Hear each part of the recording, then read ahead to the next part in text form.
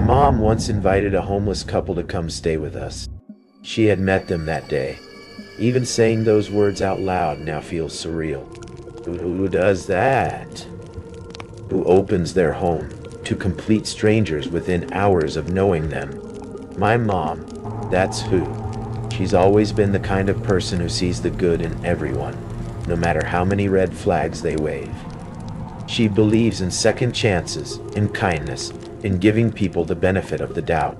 I admire her for it, but sometimes kindness can open the wrong door. The night she brought them home, I knew something was off the moment they stepped inside. It wasn't that they were homeless. God knows, life can be cruel, and anyone can end up in a bad place. No, what made my stomach twist wasn't their situation. It was him. The man had this strange presence. His eyes were restless, always darting from corner to corner, scanning the apartment like he was memorizing it. His smile didn't reach his eyes. And when he looked at me, it wasn't the look of someone grateful for shelter. It was the look of someone measuring me, like I was part of an equation he hadn't solved yet. I didn't want to be alone in that apartment with them. My fiancée, who was just my best friend at the time, must have seen the fear written all over my face. Without hesitation, he offered to stay the night. "Don't worry," he whispered. "I'll be right here." And thank God for that.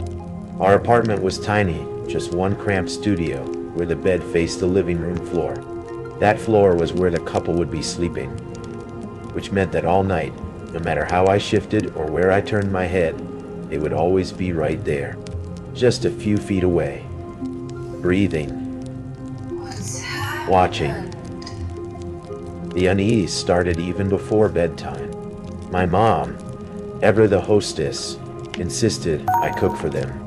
She handed me pots and pans like we were entertaining guests instead of strangers she'd picked up hours earlier. The man sat at the table, his hands clasped, eyes fixed on me while I stirred and served. His gaze never wavered, not even when the food was placed in front of him. Then it happened. He lifted his fork, shoveled a bite into his mouth, and almost instantly gagged. His body convulsed, and then, with a horrible sound, he vomited. Right there, onto his plate. The smell was immediate and stomach-churning. My mom gasped, reaching to take the plate away, to replace it with something fresh. But he stopped her. His voice was firm, almost commanding. "No, this is fine, Nichel. And then he kept eating, fork scraping against the plate, scooping food now mixed with bile, raising it to his lips again and again. His face didn't flinch, his eyes didn't close. He just ate. Bite after revolting bite. I had to look away. My stomach turned, bile rising in my throat. My mom, bless her heart, just stood there frozen, unsure of whether to intervene again. I wanted to scream at her, "Can't you see how wrong this is?"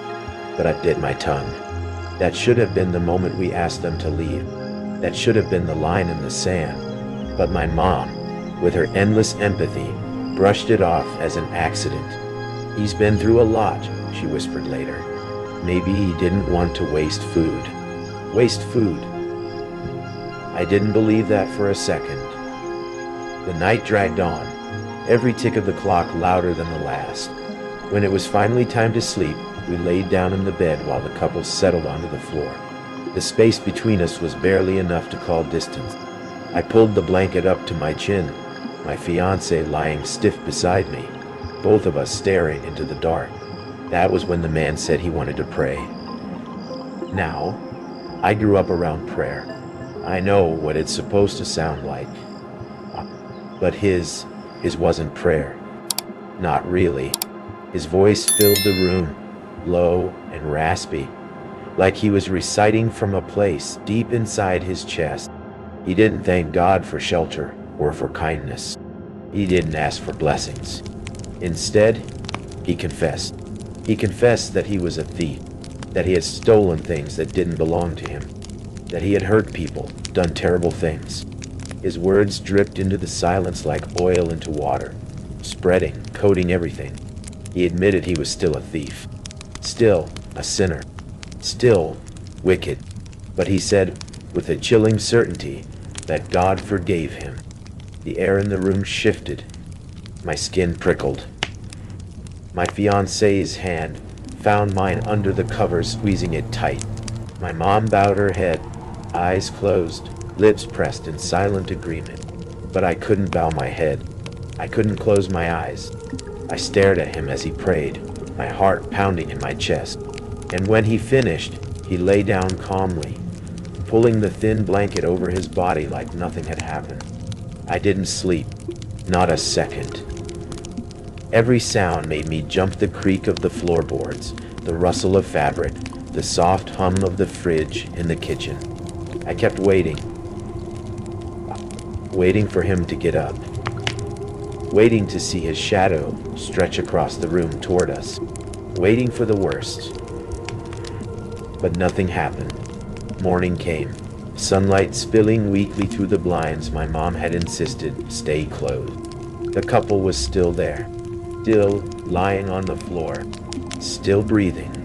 And then another day passed, and another, and another. Almost a week went by, a week of sleepless nights, of constant fear pressing on my chest, of watching and waiting and wondering. I finally reached my breaking point. I can't do this, I told my mom. I won't stay here until they're gone. She frowned, hurt by my words, but I didn't care. I packed a bag and left, vowing never to return while they were still in the apartment. Eventually, they left. Just as suddenly as they had arrived, they were gone. No dramatic goodbye, no confrontation, just gone. And here's the thing, nothing happened. No one was hurt. Nothing was stolen. There were no police reports, no stories whispered through the neighborhood. But sometimes, the scariest stories aren't about what did happen. They're about what could have. Because every time I think back to that week, I ask myself the same questions. What if my fiancé hadn't stayed that first night? What if I had been alone in that room with them? What if my mom hadn't been asleep a few feet away? What if his prayer wasn't a confession, but a warning? I'll never know the answers. And maybe that's what makes it so terrifying. Because when I close my eyes at night, I don't remember the smell of his vomit-covered food or the sound of his raspy prayer. I remember the way he looked at me, measuring me, calculating. Like he was imagining a future where the story ended differently. And sometimes, I wonder if he still does.